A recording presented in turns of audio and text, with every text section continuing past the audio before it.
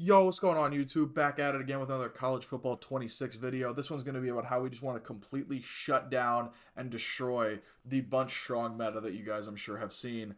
Oftentimes this is in conjunction with people audible and around to other formations, but generally this tends to be people's power formation, so I wanted to make sure to put out a video on how we're just going to be able to absolutely shut this down. I know previously on the channel I do have a video on guarding this using a match shell. But that's from earlier in the year when stem corners were a lot better and stemming routes you get them like all the way down. So we actually don't need some of those principles anymore. So I have a new shell that really shuts down every single power play at a bunch strong. And then we have a counter one to that in case that they kind of switch it up with some other common combos you're going to see. So really hope you guys learned something from this and are able to take this into your games and start winning more games and really shut down and beat the meta. So without further ado, let's hop right on into it. On the offensive side, just an Oregon State playbook today. I'm sure, this is pretty common one you guys will see. And let's work on, really doesn't matter, any bunch strong, bunch A strong offset, bunch strong nasty. All of them are going to be pretty similar concepts, right? But we'll talk about all of them. So starting with bunch A strong, we're going to come out in dagger here, which is a lot of people's kind of go-to play. Defensive coach adjustments, just doing our basic RPO adjustments. It's not really going to help guard this formation, but I just always do them. And then safety depth on close and width on pinch. What I'm going to do is I'm going to be coming out in nickel over, but at the end of the day, the formation isn't really the most important thing. This is really just going to be about coverage shells, but, using any stunts or anything like that. Generally, you want to use a four-man pressure so we can get some stunts. So we'll just use the left pirate stunt here. Now, what do we see at a bunch strong, right? A lot of them are pretty similar route combos if you really distill it down. So the first one's going to be dagger, which is going to look something like this. You're going to have a tight end post and this running back streak. And what's generally going to happen here is you get a high-low read between the drag and the post, and then the streak to R1 runs off any deep zones and yellow zones, and then you're able to hit this running back streak just like this. Obviously, I know a lot of things will be able this running back streak is to a really sweet spot, as does that post and drag route. So that's kind of our first combo. So on the defensive side, right, how do we want to take that away? Well, I really like basing out of cover 3 cloud here because I like this outside hard flat opposite the bunch side. First thing we're going to do here is hard flat that guy. The reason we hard flat this left outside corner is if you think about it, a lot of these plays have a drag route, right? So we want that hard flat to take away the drag route, okay? Then what you're going to want to do is man up one of your linebackers. Doesn't matter which one. I tend to prefer to man up the one kind of opposite the bunch side, so Sonny Styles right here. And the reason I do that is just in the event of crack toss, I'm able to kind of have my user cheating out here to help take away crack toss if you guys are playing a good speed booster. But if you're not playing someone who can speed boost or, whatever, that's not really, doesn't matter which linebacker you man up. Then from here, all you're going to do against this play specifically against dagger is when the ball is snapped is you're kind of going to bait this drag route right away, make sure it's not immediately throwable, and then break up to the post. Okay, right there I kind of overran it, but you can see, you kind of got to guard that drag for a second. Most people aren't really staring down that drag unless you just completely don't guard it. They're not really looking to hit it. So you just kind of take it away for a second and then break up to the post, and your man coverage takes away the running back streak. Okay, now you may say, well, that's great. What happens when they call, let's say, flood, right? And they do something like this, where you're going to have this corner out against cover 3. Let me show you what would normally happen. This corner out's going to pull down the third. I mean, great throw by Bryce Underwood, but I'm sure you guys have seen this bomb before. The corner out pulls down the third. This streak from the tight end holds the middle third, and then this kind of fade streak to circle here is just wide open. So how do we want to guard it? Well, let's start with the shell we just had, where the running back's manned up.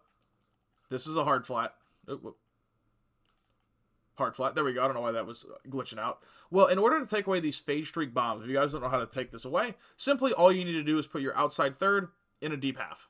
Okay? So this is going to be the exact same shell that we just used to guard dagger, but it's also going to be used to guard flood. So basically all you need to do when the ball's snapped is you're just kind of reading, hey, is this dagger? If the players are going in, then you get ready to use your dagger. And if you see a corner out happening, all you're going to do is switch stick to this purple zone and run and guard the corner out.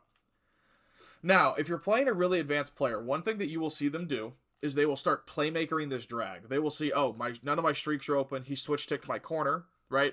And then there's obviously this yellow zone right here that you'd switch stick off of. So you can just playmaker the drag up and get a really big play on you. So all you're going to do, man up the receiver, just like this. Cross man him like this. And again, if you think about it, this works the same as dagger because we were using this player anyway. So who really cares if he's in a yellow zone or in man coverage? If it's dagger, I'm just going to bait down and then run up. But if it's flood now, his playmaker is much more caged. So let me show you what this would look like from the defensive perspective. So the ball snapped.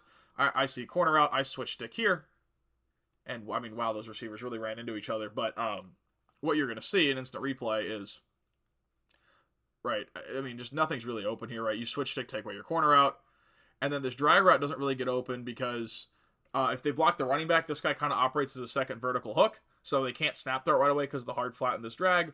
And then he kind of just runs straight into his man coverage. And, like, yeah, you could maybe throw this and get 2 yards, but that's not the point. If people are throwing this against you, that's how they're moving the ball. You're in a great spot on defense, right? This also works, too. Another concept you'll see out of Flood. Again, just another quick adjustment people will make. Sometimes they will do the exact same combo, but with a running back table route. Okay? Kind of get a high-low read on the right side of the field. Well, if we do the exact same shell we just did, right, like this, the exact same shell, well, when the ball snapped, again, I can only use one controller, but ball snapped, I'm running out to this flat and kind of make them hesitate for a second and then run up to the corner route. And what you're going to see is with that switch stick, when we recognize what's happening here, is, again, this corner route, you switch stick right here. So most people see you switch and immediately kind of panic over here. But even if they hit the quick flat to the running back, you're in a decent position to rally down and make this a short tackle, and your linebacker is still trailing him. So, yes, while this is open, again, if your opponent are consistently hitting 2-yard flats on you, you will get stops, right? But we look, this drag route was immediately guarded by the hard flat, and now his man coverage is guarding him. So you can't playmaker this up the field. You've switched stick this corner out, and this streak isn't open at all. So we've used one shell to effectively take away dagger and flood.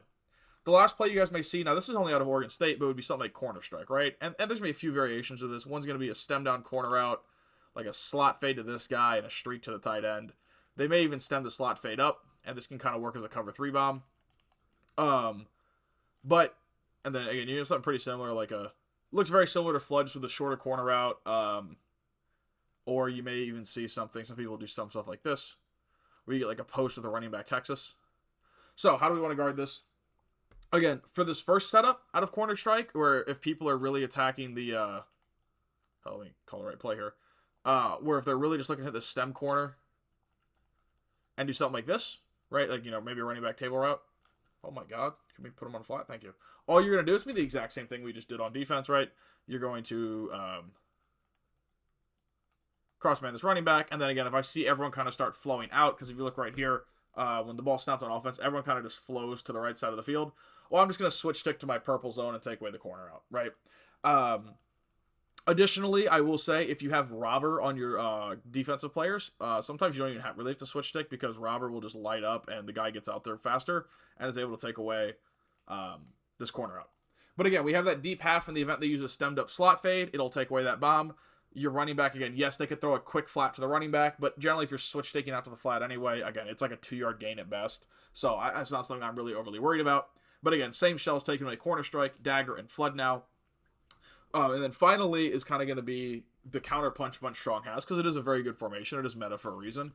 That would be, let's say, corner strike. You know, they have a slot fade and a corner out to the slot fade to run out the deep zone, the stem corner to throw underneath. They do like a post to the tight end. Something like this, right? Where you kind of get a high-low read on the left between your post and your corner out. And then you're going to get the stem corner on the other side of the field. Now, I will tell you this. If we run the exact same shell, what you're going to see is this running back is obviously going to be caged, because not only is he manned up, but he's running into a hard flat. The curl flat is going to be in an interesting spot to guard the corner out. If you know this play's coming, all I would recommend you do is stem him up once, and then you're able to use the tight end. Generally, you're going to get caught with this once, where you're going to switch stick to your curl flat, and then your tight end post is wide open. It's just going to happen, and that's why you have to adjust on the fly. But again, the only real adjustment to make is stem that curl flat up once, and you're going to see when I snap this ball on offense, all I'm going to do right here is use the tight end, right? If he doesn't get bumped, right? Like if you see that play coming, and you saw how my stemmed up curl flat did a fantastic job at guarding the corner out, right? So this is the corner right here, and you're gonna see, I mean, this really isn't throwable. Like, yeah, I guess you could throw it down and out, but with ball hawk and stuff in college football ultimate team, I mean, that's just not a consistent throw. So to kind of put it all together, what did we just do, and how are we gonna make this a single shell that's gonna guard basically everything? We're gonna hard flat the opposite side bunch outside corner. We're going to put a deep half over the bunch side to take away all coverage bombs. We are going to man up our linebacker on the running back. We're going to man up our other linebacker on this outside receiver. And then we're going to stem up this curl flat once. Now, if you see flood, You got to get used to the plays, right? There really is only 3 or 4 money plays out of this, so you got to get used to them. But when you see them, you're going to switch stick this curl flat against flood. You are going to bait the drag, guard the post against dagger, and then against corner strike. Again, with a stemmed up curl flat, you actually don't even have to guard the corner out if you don't want to. Generally, most people use that kind of flowing concept where it's a bunch of, all the routes go to one side of the field. So in that case, I just like to switch stick the curl flat, but you don't really have to, honestly. And that's going to take away all of the meta stuff out of bunch strong and bunch strong offset and everything like that. Like we go, Oregon State again is very, very meta with all these bunches. And if we go look at it, right, that was ace strong. What about bunch strong nasty, you may say? It's a lot of the same, right? I mean, Y flat quick's more of a man beater. Daggers is the exact same combo. You may say, oh, what about double post, right? If they audible to another bunch. Okay, cool, right? I mean, let me quickly do this. If you see this again, it's kind of a formation token because it's a different one. But all you need to do against this play, right? This is where knowing the plays matters and why you need to get in practice mode. Let's say somebody runs a pretty common combo, just something like this where it's going to be a cover 3 bomb, right? And we use our normal shell here. We're going to stem that guy up.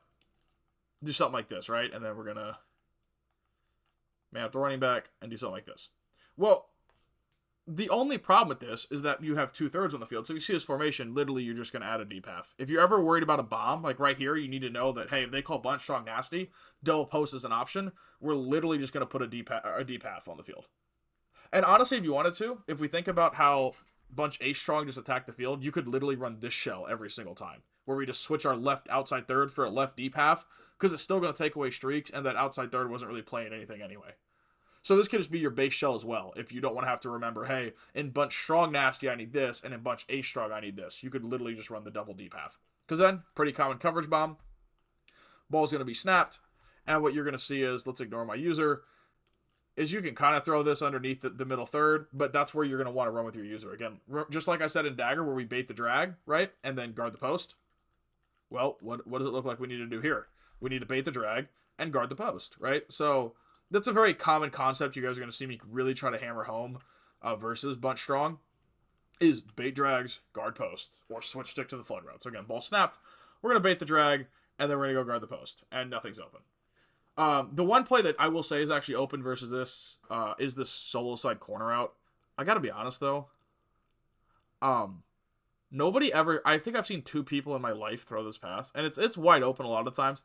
If you're really worried about it, and again, this is a bunch strong specific tell, just because I'm gonna get questions on it. Just simply put this linebacker in the hard flat, and then you just leave this cloud flat on the left side of the field, and then we do the exact same thing, and it's gonna look like this. Okay, why are my zones not showing? And it's basically the exact same shell you just saw, but instead of manning up the running back, you have a hard flat here. Again, it's kind of that cat and mouse game, right? They could run dagger, and then you're kind of in no man's land, or maybe they don't, right? So that's where the cat and mouse game can come in. Obviously, no single shell is going to guard literally every single route in the game. That would be insane. But you guys can see how just by making these same consistent adjustments of hard flatting the opposite bunch, deep halving our outside thirds to take away coverage bombs, and manning up the running back, we have literally taken away 95% of their power plays. And against most people in bunch strong, that's all they're going to run. I can't even tell you the last time I gave up a lot of points to bunch strong. I've played a lot of really, really, really meta players and just shut down their bunch strong. I actually have an Inside the Mind video where I did a post commentary playing against someone running the meta bunch strong, and they scored 7 points and threw 2 picks.